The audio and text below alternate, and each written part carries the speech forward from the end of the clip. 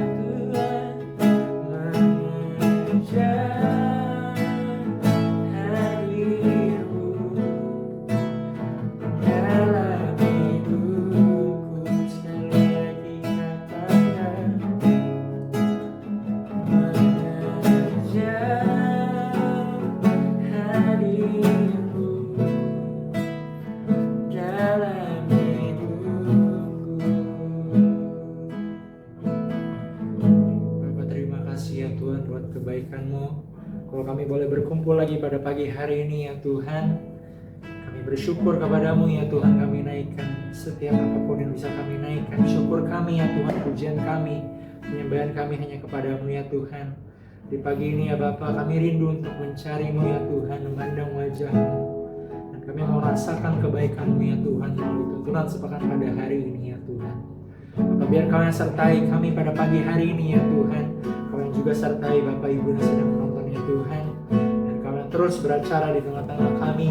Hanya Engkau yang terus melawat dan menuntun kami ya Bapa, untuk kami boleh jalani hari-hari ini dengan dahsyat dalam tangan-Mu ya Tuhan. Kami serahkan hidup kami ya Bapa. Di dalam nama Tuhan Yesus yang percaya sama-sama katakan amin. Haleluya, puji Tuhan. Shalom. Shalom. Shalom. Selamat pagi Bapak Ibu yang dikasihi Tuhan. Selamat datang lagi di tuntunan sepekan pada pagi hari ini. Sebelum itu kami mau memperkenalkan diri terlebih dahulu. Mulai dari aku dulu. Namaku Calvin. Shalom. Di sebelahku ada Nama aku Ivan. Shalom. Shalom, nama aku Tessa. Haleluya. Dari Youth Puji Tuhan dahsyat. Kita percaya mulai dari anak-anak muda akan dituai banyak jiwa-jiwa. Amin.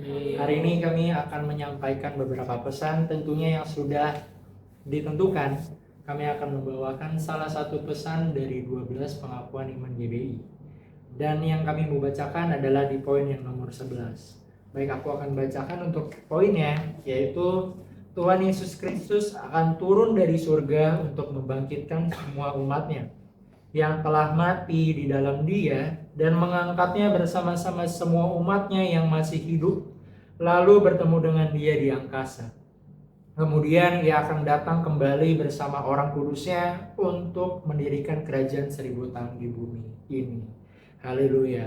Itu pengakuan iman yang ke-11, dan kita percaya itu merupakan topik yang dibawakan untuk akhir-akhir zaman. Namun sebelum itu mungkin ada beberapa pertanyaan terlebih dahulu untuk kita semua Bapak Ibu. Yang pertama, mengapa kedatangan Yesus yang kedua kali menjadi salah satu pengharapan terbesar orang percaya? Namun sebelum masuk ke dalam pertanyaan itu, kita tahu bahwa Tuhan Yesus pernah datang ke dunia ini untuk menebus kita, umat-umatnya yang berdosa.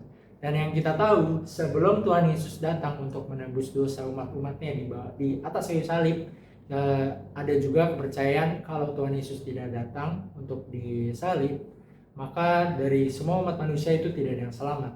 Maka dari itu Tuhan menjanjikan untuk datang menebus umat-umatnya melalui kayu salib.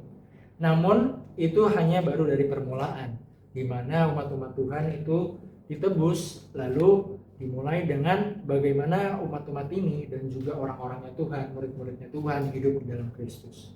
Kembali ke pertanyaan tadi, mengapa kedatangan Yesus yang kedua kali menjadi salah satu pengharapan terbesar orang percaya?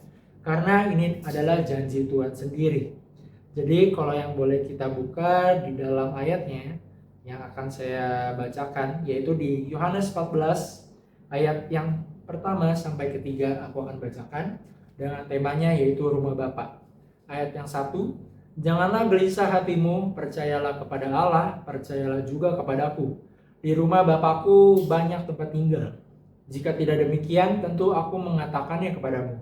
Sebab aku pergi ke situ untuk menyediakan tempat bagimu. Dan apabila aku telah pergi ke situ dan telah menyediakan tempat bagimu, aku akan datang kembali dan membawa kamu ke tempatku, supaya di tempat di mana aku berada, kamu pun berada. Haleluya, Tuhan Yesus dahsyat. Jadi kita boleh highlight di poin yang Tuhan sampaikan, aku akan datang kembali dan membawa kamu ke tempatku. Sebagai janji Tuhan, untuk kedua kalinya Tuhan Yesus akan datang untuk menjemput kita semua orang-orang percaya. Amin. Jadi itu merupakan janji Tuhan sendiri, di mana kedatangan Yesus yang pertama berbicara tentang keselamatan yang sudah dikerjakannya. Sedangkan kedatangannya yang kedua berbicara tentang penggenapan seluruh rencana Allah bagi umatnya. Dan ketika Yesus naik ke surga, para malaikat menyatakan bahwa Ia akan datang kembali. Jadi kedatangannya bukanlah sebagai simbol atau cerita penghiburan saja, tapi sebuah penggenapan untuk janji yang Tuhan sudah buat. Jadi kalau kita boleh balik lagi ke dalam ayat firman Tuhan, di Kisah Para Rasul ayat 1 sampai 11 dibicarakan bahwa Yesus ini yang terangkat ke sorga meninggalkan kamu akan datang kembali dengan cara yang sama seperti kamu melihat Dia naik ke surga. Nah, bagi orang percaya, kedatangan Tuhan ini adalah kabar sukacita, karena kita akan bersama-sama dengan Tuhan diangkat dan akan tinggal bersama-sama dengan Dia untuk selama-lamanya. Kayak yang tadi udah disampaikan, di mana Tuhan Yesus berada, kita juga berada di situ. Nah, masuk lagi ke pertanyaan yang kedua, apa yang akan terjadi ketika Tuhan Yesus datang menjemput gerejanya untuk yang kedua kali? Oke, kalau kita bicara tentang kedatangan Tuhan Yesus, ada nih pertanyaan yang tadi disebutin tadi. Apa yang akan terjadi ketika Tuhan Yesus datang menjemput gerejanya? Nah, di dalam Matius 24 itu dikatakan bahwa Tuhan sendiri akan turun dari surga. Jadi ini menarik banget gitu ya. Jadi ini bukan sesuatu hal yang samar-samar atau yang gak jelas, tapi ini udah nyata banget terjadi. Dan ini menarik karena Tuhan sendiri yang datang. Lalu firman Tuhan itu bilang bahwa orang-orang percaya yang sudah meninggal terlebih dahulu itu akan dibangkitkan. Ini menunjukkan bahwa bagi orang yang ada di dalam Kristus, kematian itu bukan akhir dari segalanya. Mungkin secara manusia kita melihat sebagai perpisahan, sebagai akhir dari perjalanan, tapi di sini Tuhan melihatnya itu berbeda karena di dalam Kristus itu selalu ada pengharapan. Amin. Nah, dan pengharapan itu nyata lewat kebangkitan, bahwa mereka yang udah lebih dulu meninggal itu tetap ada di dalam pemeliharaannya Tuhan, dan pada waktunya itu akan dibangkitkan. Setelah itu firman Tuhan tuh lanjut bilang bahwa kita yang masih hidup ini akan diangkat bersama-sama dengan mereka untuk ketemu Tuhan di angkasa. Kalau kita bayangin gitu di momen itu ada satu perjumpaan yang besar, di mana semua orang percaya itu dipersatukan kembali bersama Tuhan. Jadi menurut aku bagian ini tuh menarik banget karena bukan cuma bicara tentang peristiwa yang akan datang, tetapi di sini tuh juga bicara tentang janjinya Tuhan. Karena janji Tuhan itu kita tidak ditinggalkan. Di janji Tuhan itu bahwa ada kehidupan yang kekal. Jadi lewat bagian ini tuh kita bisa lihat bahwa kematian itu bukan akhir bagi orang yang percaya, karena mereka yang meninggal di dalam Kristus tetap ada di dalam Tuhan dan akan dibangkitkan pada waktunya. Jadi itu sebabnya sebagai orang percaya kita punya pengharapan yang berbeda dari dunia. Seperti itu. Oke. Jadi di poin yang ketiga itu adalah mengapa kebangkitan orang percaya begitu penting dalam iman Kristus. Nah, di sini dijelaskan bahwa inti kekristenan itu bukan hidup diberkati di bumi kayak kita kaya atau enak-enak lah di bumi. Tapi ini adalah tentang janji Tuhan, yang dimana di Yohanes 1-3 sudah dijelaskan bahwa Tuhan Yesus akan naik ke atas surga untuk menyediakan tempat untuk kita yang percaya kepadanya. Nah, dia juga jika Kristus bangkit, maka kita yang percaya juga akan mengalami kebangkitan. Yang mati-mati sebelumnya itu akan bangkit kembali, yang sudah percaya sama dia. Nah, di sini juga kebangkitan menjadi bukti kemenangan bahwa Tuhan itu berkuasa di atas dosa, di atas maut, dan di atas kegelapan. Jadi dia itu berkuasa banget. Nah, di Korintus 1 ayat pasal 15 di ayatnya yang ke-55 itu dikatakan bahwa hai maut, di manakah kemenanganmu? Hai maut, di manakah sengatmu? Nah, di sini itu maksudnya adalah jika tidak ada kebangkitan bagi orang mati, maka Kristus itu juga tidak akan bangkit. Nah, yang paling malang adalah kita yang sudah percaya kepada Tuhan Yesus. Nah, maka dari itu kebangkitan Yesus bukan lagi akhir yang menakutkan, melainkan sebuah jalan menuju kekekalan. Oleh sebab itu kita, orang percaya, tidak menghadapi kematian dengan dengan ketakutan. Ya, ketakutan, tapi melainkan dengan pengharapan. Lalu di poin keempat juga adalah ketika diangkat bertemu Tuhan, apakah tubuh kita akan tetap sama seperti sekarang? Seperti tubuh fisik ini? Tidak. Di Alkitab itu dijelaskan bahwa tubuh fana, tubuh kita nih akan diubah menjadi tubuh kemuliaan, yaitu serupa dengan Dia, Yesus Kristus. Di Filipi 3 ayat 21 dikatakan bahwa yang akan mengubah tubuh kita yang hina ini sehingga serupa dengan tubuhnya yang mulia, menurut kuasanya yang dapat menaklukkan segala sesuatu kepada dirinya. Nah, tubuh kita sekarang ini masih bisa merasakan sakit, lelah, menua, dan mati. Atau seperti inti kedagingan. Tetapi tubuh kemuliaan yang Tuhan berikan adalah tubuh yang tidak lagi dikuasai oleh kelemahan itu. Jadi kita akan hidup selamanya. Dan sebagaimana Yesus bangkit dengan tubuh kemuliaan, kita juga akan bangkit dengan menerima tubuh yang akan diberikan nanti. Di Korintus 1 pasal 15 ayat yang ke 52-53 dikatakan bahwa yang dapat binasa ini harus mengenakan yang tidak dapat binasa.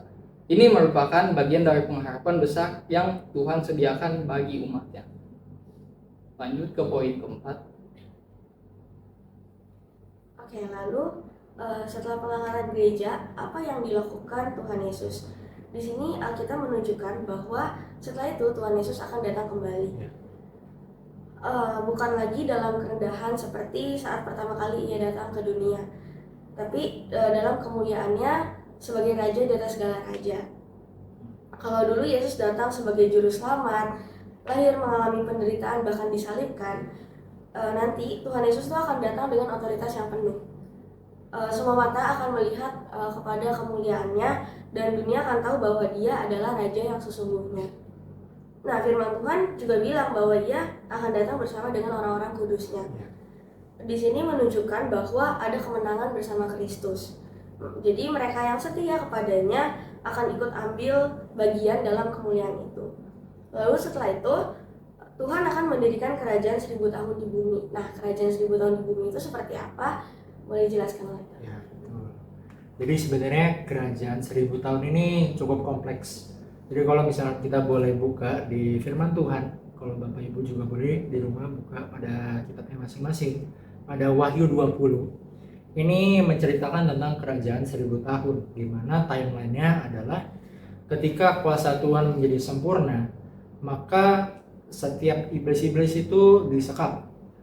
Bahasa lainnya bukan disekap, melainkan dikurung gitu ya, di dalam api. Jadi kalau misalkan kita boleh baca dalam firman-Nya, yaitu Wahyu 20 ayat 1 sampai 6, aku akan bacakan. Kerajaan 1000 tahun. Lalu aku melihat seorang malaikat turun dari surga memegang anak kunci jurang maut dan suatu rantai besar di tangannya. Ia menangkap naga si ular tua itu, yaitu iblis dan Satan, dan ia mengikatnya 1000 tahun lamanya. Lalu melemparkannya ke dalam jurang maut dan menutup jurang maut itu dan memeteraikannya di atasnya, supaya ia jangan lagi menyesatkan bangsa-bangsa sebelum berakhir masa 1000 tahun itu. Kemudian daripada itu ia akan dilepaskannya untuk sedikit waktu lamanya. Ayat 4, lalu aku melihat tahta-tahta dan orang-orang yang duduk di atasnya. Kepada mereka diserahkan kuasa untuk menghakimi. Aku juga melihat jiwa-jiwa mereka yang telah dipenggal kepalanya karena kesaksian tentang Yesus dan karena firman Allah, yang tidak menyembah binatang itu dan patungnya, dan yang tidak juga menerima tandanya pada dahi dan tangan mereka. Jadi kalau boleh di highlight, ini adalah antikristus ya, 666 yang tandanya ada pada dahi mereka dan tangan mereka.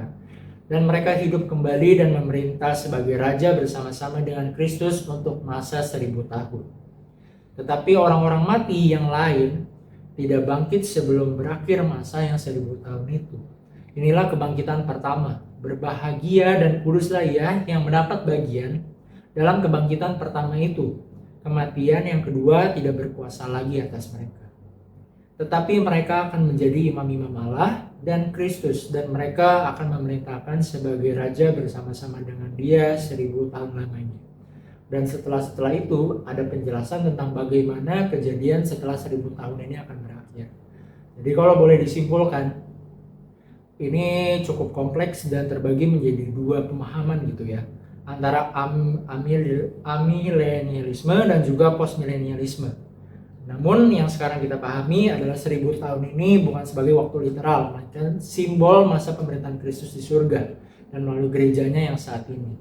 Jadi nanti akan dipecah dua antara umat Tuhan dan juga yang umat antikristus, di mana di timeline-nya suatu tanda-tanda besar itu akan terjadi yang tadi sudah disampaikan oleh Tessa, dan dahsyat, sungguh dahsyat bagaimana antikristus itu berkuasa di dunia ini dan bagaimana penderitaan itu terjadi, dan bagaimana respon kita terkait kejadian itu menjadi salah satu kunci sebagai keselamatan yang pertama tadi, di mana kita sebagai orang-orang percaya dengan melihat halnya itu selama kerajaan 1000 tahun itu berjalan, respon kita sebagai manusia itu harus penuh takut akan Tuhan, bukan melihat dengan keadaan dunia yang akan terjadi pada saat itu nanti, tapi kita harus teguh dengan percaya dengan iman kita bahwa penggenapan firman Tuhan tentang keselamatan yang kedua, kedatangan yang kedua itu akan terjadi pada setiap kita.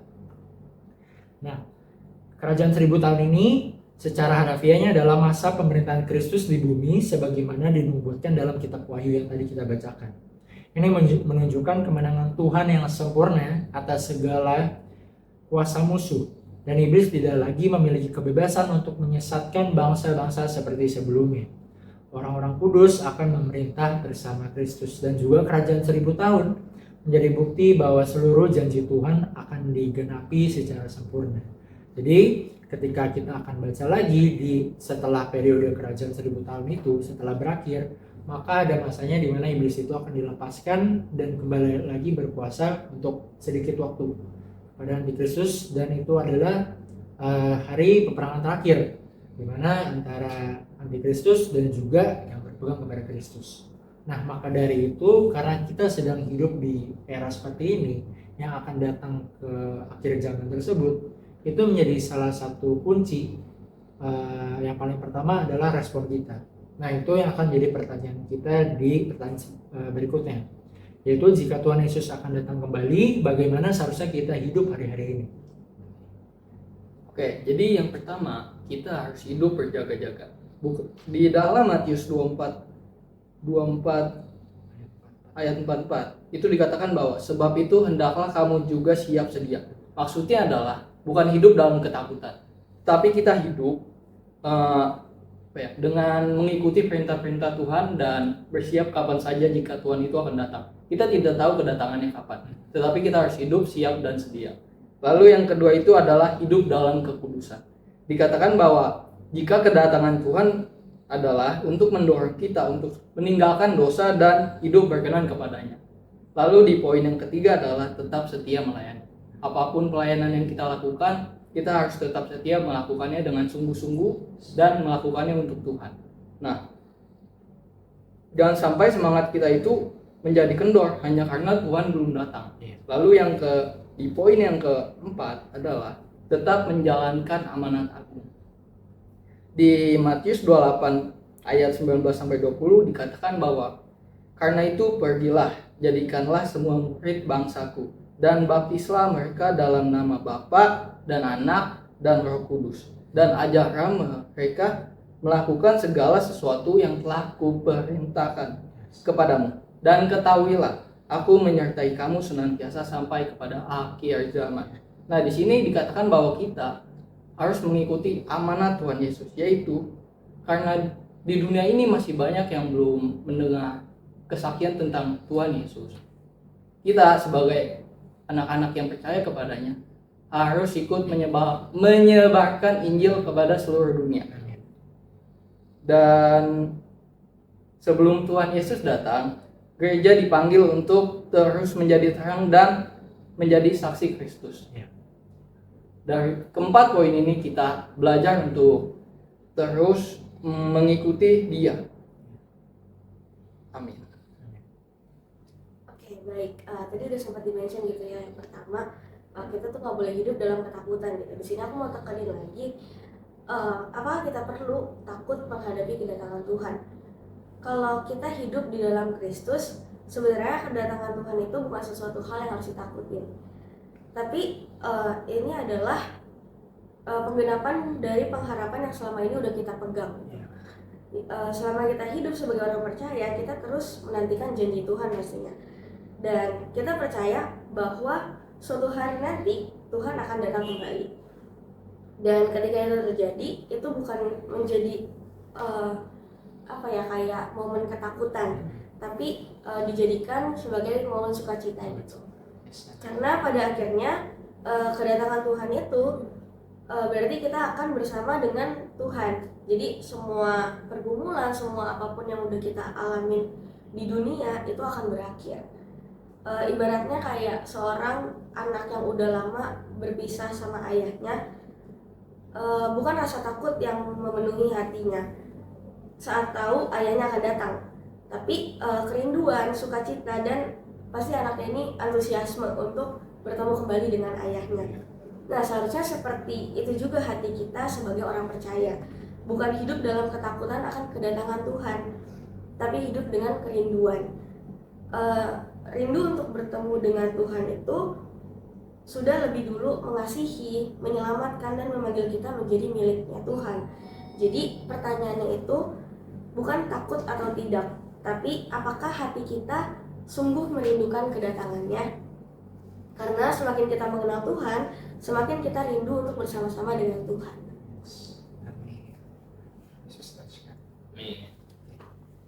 Dari apa yang kita sampaikan, maka ada kesimpulannya tentu. Di mana kita percaya kedatangan Tuhan yang pertama kali menebus kita semua umat-umatnya Tuhan ini yang berdosa dan dia mati di atas kayu salib, itu bukan akhir journey gitu, bukan end of journey, bukan akhir perjalanan. Bahkan itu baru awal permulaan, dimana Tuhan menjanjikan untuk kedatangan yang kedua kali akan menyelamatkan kita semua para umat-umatnya. Dan yang tadi juga udah disinggung oleh Revan dan juga Tessa, bagaimana respon kita terhadap cerita ini, harusnya kita tahu kita nggak boleh takut tentunya, karena ini bukan hanya cerita atau flow tentang akhir zaman, tapi bagaimana tentang penggenapan janji Tuhan atas keselamatan yang dijanjikan Tuhan ke setiap kita gitu. Dari setiap kita, bukan cuma anak-anak muda doang, tapi dari setiap generasi yang ada, mulai dari anak kecil, JC, youth sebagai kita, dan juga dewasa muda, baik laki-laki maupun perempuan, itu harus punya respon yang sama. Tentunya punya pengharapan, punya sukacita yang tadi udah di-mention sama Ica, kepada janji Tuhan yang ini kedatangannya kedua kali. Seharusnya kita lihat untuk flow ini bukan tentang akhir zaman, tapi juga tentang penggenapan janjinya Tuhan. Kalau misalkan boleh ditutup lagi, maka dari segala semuanya itu yang terjadi, kita gak ada yang bakal tahu nih ke depannya itu bakal seperti apa.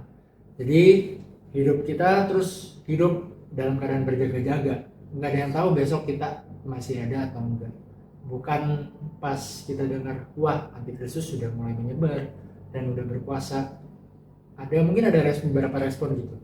Satu, bisa jadi ikut-ikutan dengan iman yang lama. Satu lagi takut, karena sudah menyebar tapi belum menyiapkan diri. Maka dari itu kita harus ambil poin yang ketiga, harus berjaga-jaga dari sekarang. Walaupun keadaannya atau kondisinya belum terlalu besar, tapi suatu saat akan menjadi lebih besar, kita harus berjaga-jaga dari sekarang. Bukan pas nanti ketika ada berita tentang tersebut semakin melebar, tapi dari sekarang. Maka dari itu mari kita siapkan diri kita mulai dari hari ini dan juga sampai ke depan-depannya untuk terus hidup dalam berjaga-jaga, penuh pengharapan kepada Tuhan. Amin. Amin. Haleluya. Mari kita tutup dalam doa. Tuhan Yesus yang dahsyat, terima kasih ya Bapa buat hari ini. Kalau kami boleh menyampaikan tuntunan sepekan ya Tuhan, biar terus Kau yang tuntun setiap kami ya Bapa di dalam jalan-Mu ya Bapa. Kami hidup dalam iman dan pengharapan yang berpegang teguh kepadamu ya Tuhan. Dan sepanjang hidup kami sampai tahun 2033 amanat agungmu, kami mau hidup terus untuk menjalankan amanat agungmu ya Tuhan, sebagai berkat dan juga sebagai terang di lingkungan kami dimanapun kami berada, sebagai anak JC, youth, dewasa muda ya Tuhan, generasi milenial ya Tuhan, sampai umat setiap generasi yang ada, kami mau hidup sebagai terang-Mu ya Tuhan yang menjalankan amanat agung. Bapak, biar Kau yang sertai, Kau yang lawat setiap kami ya Tuhan. Tuhan yang sertai perjalanan kami ya Tuhan, hidup kami terus dituntun dengan karya-Mu, kasih-Mu ya Tuhan. Terima kasih ya Bapak, terima kasih. Di dalam nama Tuhan Yesus kami telah berdoa dan ucap syukur. Yang percaya sama-sama katakan amin. Haleluya. Sampai jumpa di tuntunan sepekan berikutnya. Selamat pagi. Shalom.